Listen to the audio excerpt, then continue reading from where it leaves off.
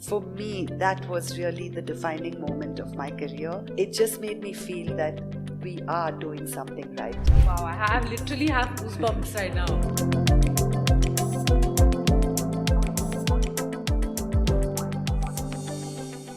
Welcome to the inaugural episode of Fertility Tales powered by Nova IVF, a podcast designed specially for those seeking guidance and understanding on the journey of infertility treatment in India. Today, I'm honored to introduce our guest, Dr. Aviva Pinto Rodrigues, an IVF specialist at Nova IVF Fertility, with an illustrious career spanning across 25 years in reproductive medicine. Dr. Aviva, it's a pleasure to have you with us. Thanks, Simrat, and it's a pleasure to be here. I'm so happy to be part of this first episode of Fertility Tales. A hearty welcome.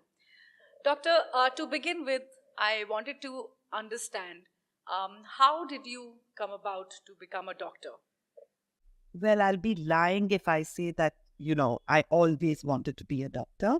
I come from a very large family. I'm the youngest of 8 children, and my older brother was a doctor. And I did look up to him, but over the years, I was pretty good at studies and at the top of my class. And I did know I wanted to do something with my life. But as I got into high school and then finally into PhD, my mom actually was very keen that I do do dentistry, because she thought it was a better line for women because you had fixed working hours and things like that. But then after I finished my +2, I got the marks and I decided that I wanted to be a doctor. So there was no moment that I wanted to. It's just something that I got into, and I've never had any regrets since. So, doctor, when you did choose medicine, how did you come about taking obstetrics and gynecology? That, I think, is because of my brother. He was the professor and head of the college he worked at, and very inspirational, a very good teacher. And my choice was always between ENT and obstetrics and gynecology, but I think it kind of swayed more towards OBGYN because of him. Yeah. Great. So, Dr. Aviva, how did you transition from obstetrics to infertility treatment? What inspired this vital moment in your profession? Okay, to be honest, I think family had a lot to do with this. Like I said earlier, I've had a very unconventional growth in my career. I was married when I was in my final year of college, and then I did my internship and went back again to do my master's. And I married into a business family, and my husband is in the coffee business and we grow coffee. So it wasn't very common that people had working wives 35 years ago. But he was very supportive, and I did start off with my career. I took a break initially because I wanted to spend time with the kids, and then I got back in about 4 or 5 years after my MD. And like everybody would know, obstetrics and gynecology is a full-time profession. There's no part-time. You cannot slow down. You cannot. And along the way, it was almost like a godsend. I had a call from a senior of mine from college who was practicing infertility. And he was moving to Delhi, and he just asked me if I wanted to take over his practice. And I remember saying, in our training, we never really were taught much about infertility in the general obstetrics and gynecology program. So he said, it's not rocket science. You sit with me for 6 months and you would learn it. And then in those days, there were no fellowships and no super specialization in infertility. So I joined him, and then along the way realized that this is something that I really liked, and it would work for me as a balance because I needed to spend time with family as well. And along the way, when I was working with one of the other consultants in Bangalore, I had met a lot of doctors, and especially this one person who kind of realized my passion for fertility. And again, it was providential that he called me and he just said, why are you doing laparoscopic surgeries and why are you doing obstetrics? Quite obviously, your passion is infertility. Why don't you train in infertility? And, so that for me was a defining moment, and he's part of my daily prayers, literally, and I thank him every day for making me make this complete career change. And then, of course, Nova came along, and I've never looked back since. So it's been a lovely journey, and I have no regrets about the change I made. I love what I do. I love being able to bring happiness into the lives of these people, and I'm just grateful for where I am today. Doctor, in your career of 25 years plus, could you pinpoint a success story or a challenging moment that has shaped your career? Well, I wouldn't say there has been one moment that really shaped my career. I think as doctors, we learn every day. We learn every day on the job from everybody who works with us. We learn from patients, we learn from colleagues, we learn from our staff. And talking about successes, yes, we all have our successes, especially in fertility. It's so wonderful to see a patient conceive after years of infertility. And I'm really not going to talk about successes because we all have our successes. And what I'd really like to talk about is a story of failure. I had, I think it was in 21 or 22, it was during COVID, I remember. I had a call from one of my patients, old patients, asking if she could come in to see me. And the only request she had is, she said, Doc, can I come in when there's nobody at the clinic? We weren't doing that busy OPDs at that time. So I told her I should be done by about 3:30. You can come into the clinic. And that was it. So now, just to give you a brief background about this patient, this girl had come to me when Nova first started. And we did an IVF cycle for her, and she conceived. And unfortunately, at about 8 weeks, she had a miscarriage. Post that, I did another 3 cycles of IVF for her. I don't exactly remember the details of the treatment, but I know she was with me for almost 5 years. And we tried everything that was available to her. She was one of those patients who would do anything I asked her. A very educated couple, but very good with treatment. Anything that was suggested, they were willing to try. And we have plenty at Nova to offer. And we offered all of that to her. She did all of that, but unfortunately, she didn't conceive again. And at no point was there any resentment that, I've done this, I've spent so much, and I didn't conceive. And then she went away. We do follow up with old patients. And they did call her 2-3 times, and she said, I will come back when I'm ready. And unfortunately, post that, we lost touch. And so anyway, she came in at 3:30 that afternoon with this huge big hamper, these boxes of sweets and everything. And suddenly in the middle of all that, I see this little carry bag, and she's with a little baby who's about maybe barely 3 weeks old. And I was quite horrified that at COVID time, she actually came in, and that's probably why she asked me to come in when she was... and this is something that I'll never forget. And she says, Doc, I started my fertility journey with you. And yes, you did everything you could, you and your team. She mentioned that, and she was very happy because a lot of our staff have been with us for many, many years, and she met them as well. And she said, we didn't make it here, but I wanted you to be the first one outside of the hospital to bless my baby. I'm going home to Kerala or Andhra, wherever she was going. And before I left, she had just had a cesarean 3 weeks earlier. She brought this little baby and came in. And for me, that was really the defining moment of my career. And it just made me feel that we are doing something right.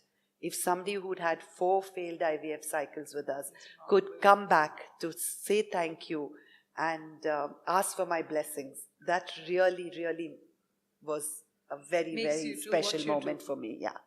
That's a very heartfelt story, Doctor. Very heartfelt. Wow, I literally have goosebumps right now.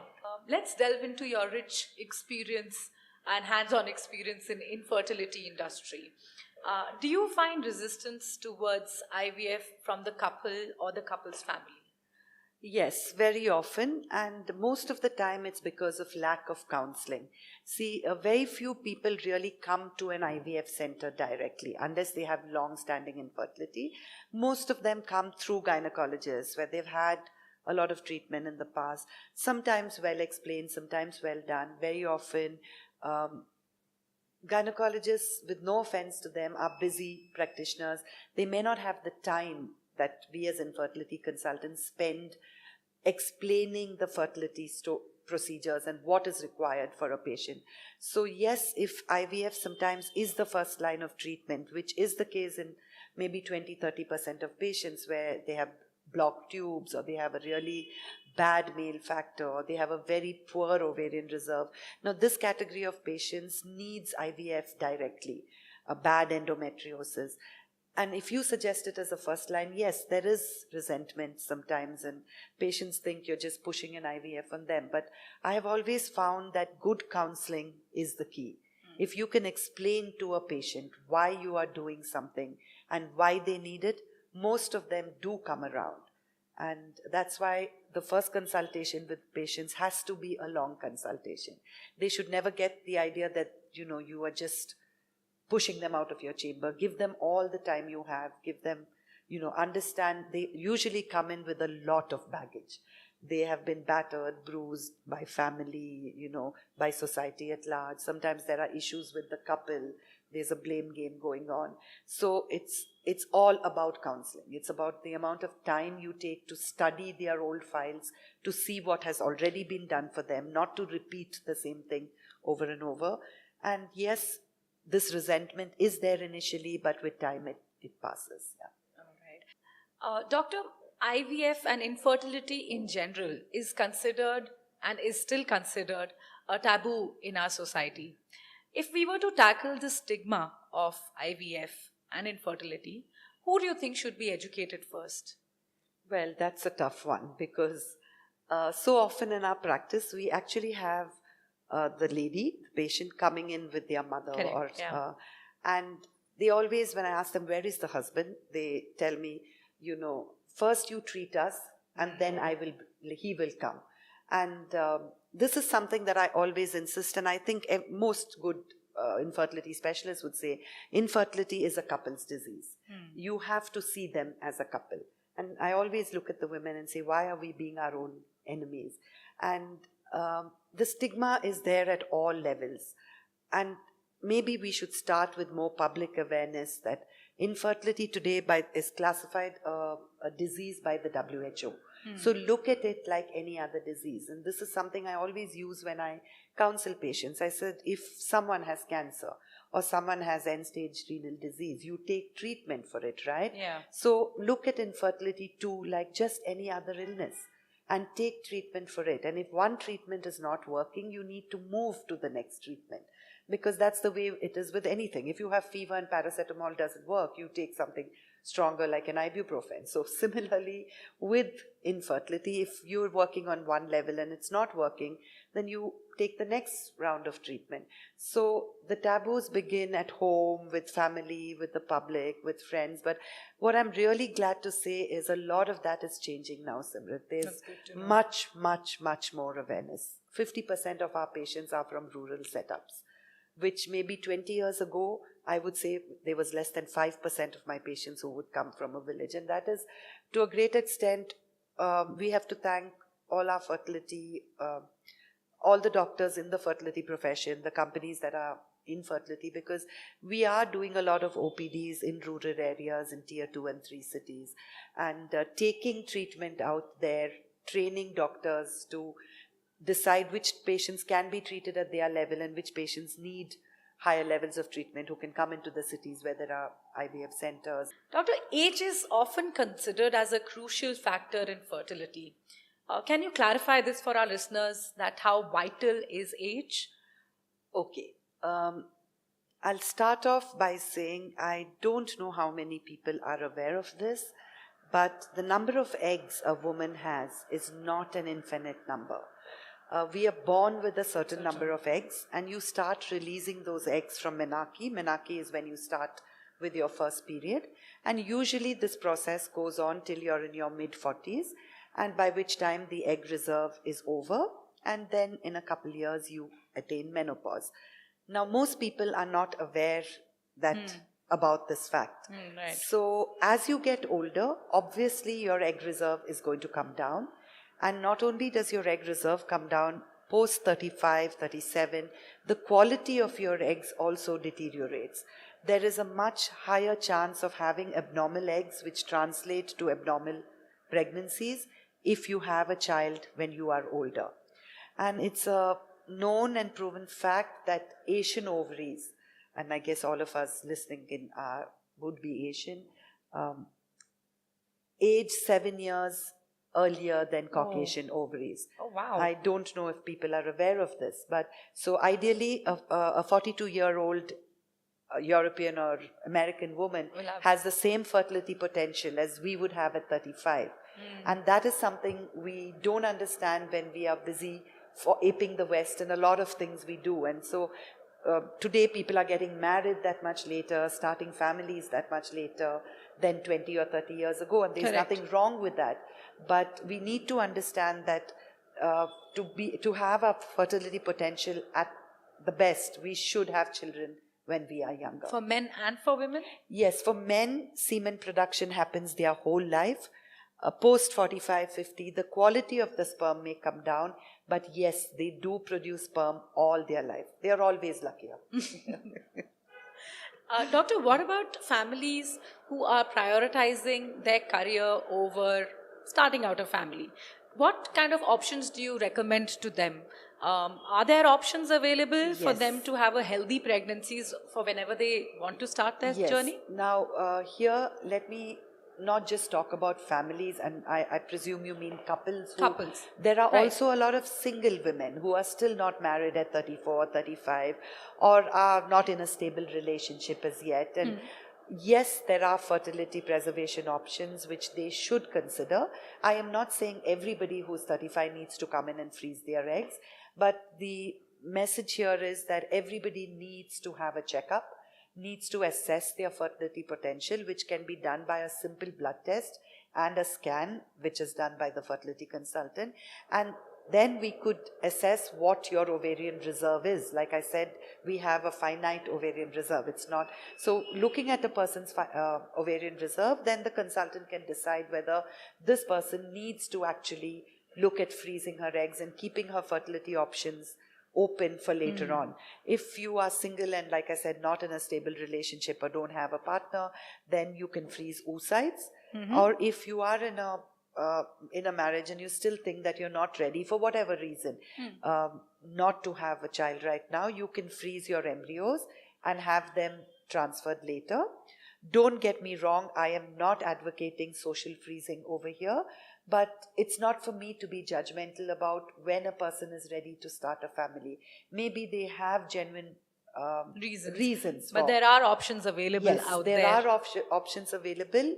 In the past, we did it only for fertility preservation for people who were suffering from malignancies or other diseases where we know going down the line they won't have any eggs or sperm left. But today, we do it also for social reasons because the entire lifestyle has changed. More women are out in the workplace. They're getting married much later. So today I think social freezing, there is a place for social freezing, and people need to know that they have their options and if they need to use them. Ladies, are you listening? You can have your cake and eat it too. Doctor, fear and uncertainty often surround IVF treatment. How do you approach patients who are scared, and what are the most commonly asked questions for a person who's just coming out to seek help? Again, I go back to the thing that it's all about counseling and about spending time with patients. There are different kinds of fears that patients carry. Sometimes it's even a simple thing like physical intimacy is a fear. They've not even consummated their marriages. And then very often it's about IVF technology, about what we offer and what, is out there for them to do. One of the biggest fears that patients have, especially when they come to an IVF center, was would they be a mix-up of gametes? Would we use, donor sperm? Would we use donor eggs? And this is something I'm very proud to say that we get asked much less now at Nova, because I think out there people have also know that with Nova it's all about being ethical, and I'm sure many good fertility centers also follow the same practices. But yes, that was one of the biggest concerns patients had about mixing up gametes.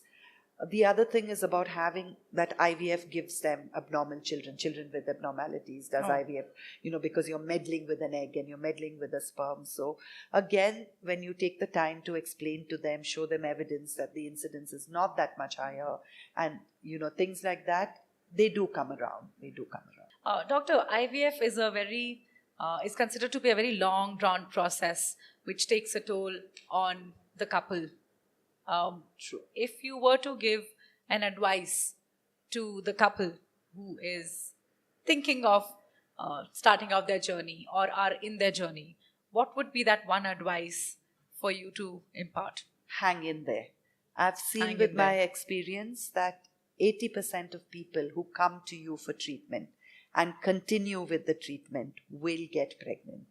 I always tell patients, I'm not God. I cannot promise you 100% success rate. I promise you I will do my 100%. So we always have that 20 or 30% of patients who may not make it. And to them also, I am saying, keep trying. Do, if it's possible, financially or otherwise. And emotionally too, this is an extremely stressful process. So we do have counselors in the lab, in the centers, and these counselors make a big difference. They are the liaison between us and the patient, and they do help the patient on this journey. And my advice to every patient is keep trying. You will succeed. And to those who don't make it, from the bottom of my heart, I wish that every couple out there who's trying for a pregnancy makes it and has the joy. Being a mother, I know what it means to have the joy of having a child. But if you don't make it, I do believe there is a bigger power than us, and maybe there's a different plan written for you there. There is so many other options available. Right. There's surrogacy, there's adoption, and even if you don't have a baby, you have a life. This is not the be all and end all. But I sincerely and honestly hope that all the patients out there who are trying for a pregnancy make it sometime. So hang in there, and I'm sure you will have your bundle of joy someday. Doctor, as the first line of treatment in IVF, is IVF actually the first line of treatment? No. When a couple comes to you, could you break it down for a layman? What actually happens if I have a problem and if I'm not being able to have kids? If a couple does come to you, how would you approach that situation from? Okay. So to explain that, I'll start with the definition of infertility. Mm-hmm. Now, infertility means when you've been sexually active for a year without contraception and you still haven't conceived. Now, that is the textbook definition of infertility. But you have to look at three things when you examine any couple or decide on treatments. One is the age of the lady especially, the duration of the married life, and the cause of the infertility. Now, if a 40-year-old came to me, they're just married for 2 months, and I'm not going to send them home. I know their fertility potential is impaired because she's 40. They may be married only for 2 months. I'm not going to say go home, try naturally, and come back after a year. Right. At the same time, I may not tell them to go for an IVF directly. But with each couple, you have to decide based on these parameters that who needs treatment immediately and who needs, to try naturally or other thing. Now, again, when you come to treatment, everybody is not a candidate for IVF immediately.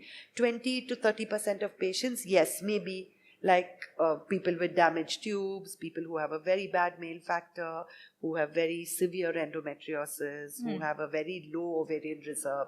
Now, these are the patients, irrespective of age, irrespective of duration of married life, these are the patients who directly should be taken up for IVF. And there are many other reasons as well.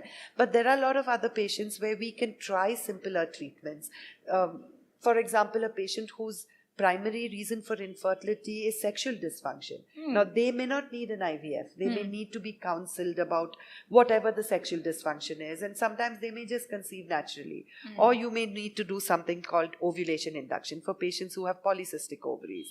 They only are not forming eggs. So for them, the initial line of treatment may be just get them to form eggs. Then you may just add an IUI, an intrauterine insemination, to that. Of course, if all of these don't work, then you move on to an IVF.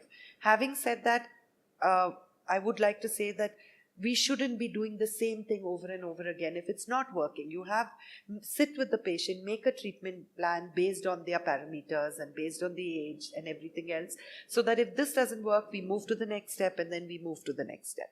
Yes, with an IVF, time to pregnancy is definitely reduced. Success rates are much, much higher than with the simpler treatments. But everybody who walks into the clinic doesn't need an IVF. We have to be ethical to decide who goes for an IVF when. Yeah. And on the other hand, I believe you will also have patients who've done their homework from multiple sources and have come with a certain set of prescription from their end, being home doctors. How do you deal with that? Okay, I think that needs a lot of maturity. I dealt with them very differently 10 years ago than when I deal with them now. 10 years ago, I was much more aggressive and I would try to take them on with it. Now I just sit back, listen to what they have to say, and very sweetly, kill them with kindness.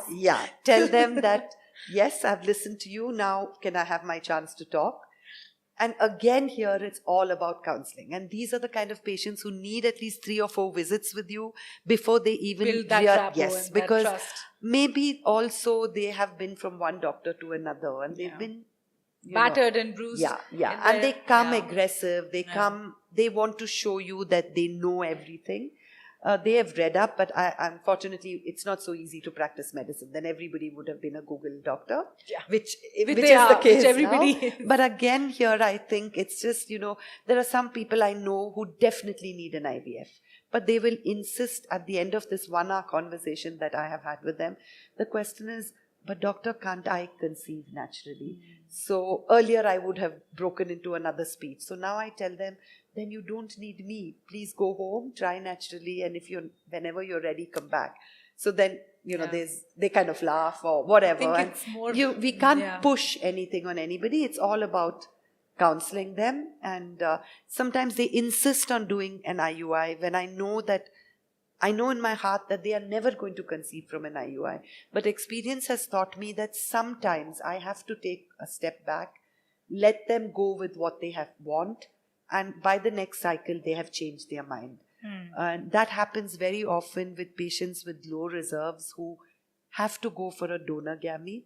They want that one last chance to try with their own eggs, because they believe that would give them closure. And that's something I have learned with experience, that does matter, because 10 years down the line, they look back and say, I tried everything, it didn't work. That's why whereas if you don't, they always carry this regret that maybe I should have tried. Maybe I would have been in that guilt that 5% who would have made it. Right. So these are lessons you pick up over the years, and all of us do. As long as our medical parameters and our ethics don't change, our approach to patients definitely change as our practice matures, I would say. That's important once you close the full circle of having tried all the options. That's good to know, Doctor. Dr. Rodrigues, your expertise and thoughtful insights have been enlightening. Thank you so much for being a part of this special first episode of Fertility Tales. Thank you for having me on this, and I really hope that people benefit from what we've discussed here today. That's true. To our valued listeners, thank you for tuning into Fertility Tales powered by Nova IVF. Your journey towards understanding IVF has just started here, and we'll continue to be with you every step of the way. Please subscribe and stay connected for more episodes. Until next time, take care and stay hopeful.